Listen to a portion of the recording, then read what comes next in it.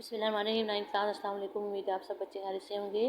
اسلامیات میں آپ اپنے بک کا پیج نمبر 65 کھولیں گے، اور آپ کو یاد ہوگا ہم اپنا سبق پڑھے تھے زکوٰۃ، جس میں ہم نے پڑھا تھا کہ زکوٰۃ کے لفظی معنی پاک ہونا اور نشو و نما پانا کے ہیں، اور اس کے علاوہ یہ ایک صاحب نصاب مسلمان پر خاص شرح کے مطابق فرض ہے، یعنی ہر مسلمان پر فرض نہیں ہے۔ اور صاحب نصاب کون ہے؟ جس کے پاس اتنا مال و دولت ہو، سونا چاندی ہو، جس پہ زکوٰۃ جو ہے وہ فرض ہوتی ہے۔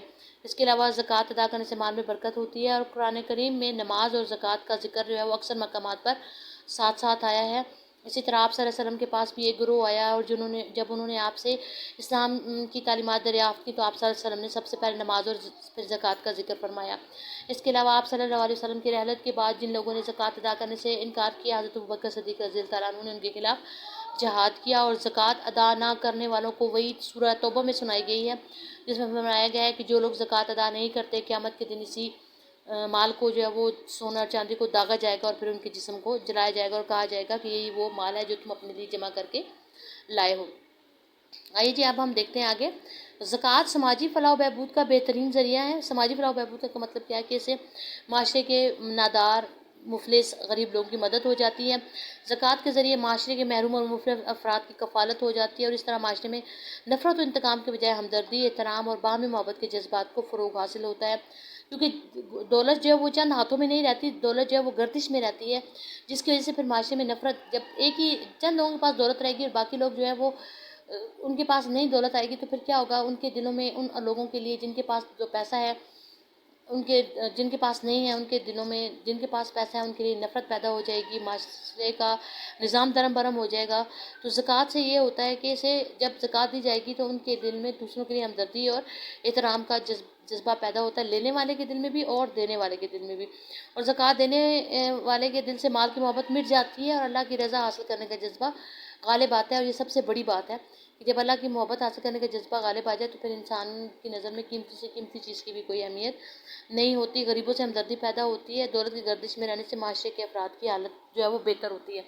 تو جب آپ سے سوال شارٹ میں اگر آ جاتا ہے کہ زکوٰۃ کی اہمیت بیان کریں، تو اس میں آپ نے یہ جو میں نے کافی سارے پوائنٹس ابھی آپ کے سامنے پڑھے ہیں، آپ ان میں سے 4 پوائنٹس کو لکھ سکتے ہیں۔ اب ہم پڑھیں گے اس کے مصارف۔ مصارف کا مطلب، مصارف کا لفظ صرف سے نکلا ہے جس کا مطلب ہوتا ہے خرچ کرنے کی جگہ، مصرف سے نکلا ہے جس کا مطلب ہوتا ہے خرچ کرنے کی جگہ، اور مصارف مصرف کی جمع ہے، اور مصارف سے مراد کیا ہے؟ جہاں پہ زکوٰۃ خرچ کی جا سکتی ہے۔ تو قرآن کریم میں زکوٰۃ کے 8 مصارف بیان ہوئے ہیں، اگر آپ غور سے دیکھیں تو آیت کے آگے سورہ توبہ لکھی ہوئی ہے، یعنی زکوٰۃ ادا نہ کرنے والوں کو وعید بھی سورہ توبہ میں سنائی گئی ہے، اور زکوٰۃ کے جو 8 مصارف ہیں وہ بھی سورہ توبہ میں ہی بیان ہوئے ہیں۔ تو عربی اس کا کیا ہے، ترجمہ کیا ہے؟ زکوٰۃ تو غریبوں، مسکینوں، زکوٰۃ کے محکمے میں کام کرنے والوں اور ان لوگوں کے لیے ہے جن کے دلوں کو اسلام کی طرف جوڑنا ہے۔ اور گردن چھڑانے کا مطلب کیا ہے؟ غلاموں کو آزاد کرنے میں۔ اس وقت غلام جو ہے وہ قید ہوا کرتے تھے، باقاعدہ غلاموں کی خرید و فروخت ہوتی تھی آپ صلی اللہ علیہ وسلم کے زمانے سے پہلے، جاہلیت کا دور جسے کہا جاتا ہے۔ جیسے آپ بازار میں سبزیاں پھل خریدنے جاتے ہیں، ویسے غلام بھی بکنے کے لیے آتے تھے، اور ان کی بولی لگتی تھی اور انہیں خریدا جاتا تھا، اور پھر غلام کو خرید کے ساتھ جیسا مرضی سلوک کیا جائے کوئی پوچھنے والا نہیں ہوتا تھا، کیونکہ جس نے اسے خریدا ہے غلام اس کی ملکیت تھا۔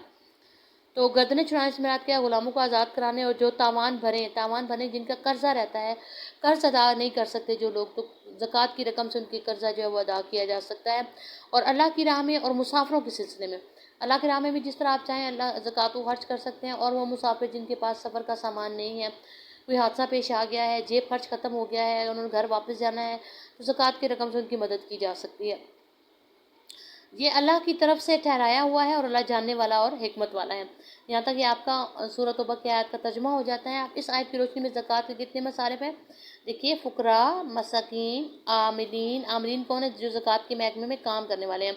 تالیف قلب سے مراد وہ لوگ ہیں جنہوں نے نیا اسلام قبول کیا ہے، تو ان کے دلوں میں اسلام کی محبت پیدا کرنے کے لیے جب زکوٰۃ کی رقم ان کو دی جائے گی تو ان کے دل میں ایک اچھا خیال آئے گا کہ وہ یہ اچھا مذہب ہے کہ جہاں پہ غریبوں کی، مسکینوں کی جو ہے وہ کفالت بھی کی جاتی ہے۔ رکاب قیدی کو کہتے ہیں، غارمین قرض دار جنہوں نے قرض دینا ہے، فی سبیل اللہ کی راہ میں، اور ابن سبیل یعنی مسافروں کو بھی دی جا سکتی ہے۔ تو زکوٰۃ دیتے وقت اپنے قریبی رشتہ داروں کا خیال رکھا جائے، باہر کے لوگوں کو بعد میں زکوٰۃ دی جائے۔